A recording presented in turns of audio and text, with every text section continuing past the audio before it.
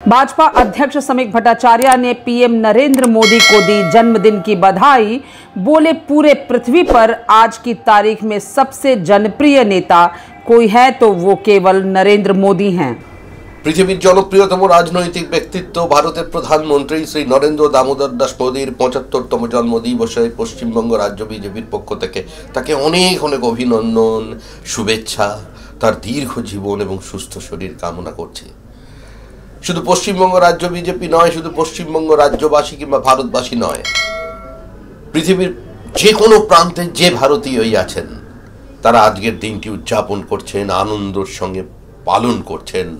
কারণ তাদের আত্মার আত্মীয়, তাদের স্বাভিমান, তাদের দেশের অস্মিতার প্রতীক নরেন্দ্র দামোদর দাস মোদী, যিনি অসম্ভবের মধ্যে সম্ভাবনার স্বপ্ন দেখাতে পারেন, যিনি তরুণ প্রজন্মের চোখ দিয়ে নতুন ভারতবর্ষকে চেনাতে পারেন, যিনি কোভিড উত্তর কালে ৮০ কোটি মানুষকে বিনা পয়সায় রেশন দিতে পারেন, যিনি কোভিডের সময় সোশ্যাল ওয়েলফেয়ার প্রজেক্ট বন্ধ না করেও ১০০-র বেশি দেশকে সাহায্য করেও নিজের দেশবাসীকে দুবার ভ্যাকসিন দিতে পারেন, তিনি নরেন্দ্র মোদী। যিনি প্রত্যাঘাত করতে পারেন, তিনি নরেন্দ্র মোদী। যিনি এলওসি পার করে পাকিস্তানের সন্ত্রাসবাদের ঘাঁটিকে গুঁড়িয়ে দিতে পারেন, তিনি নরেন্দ্র মোদী।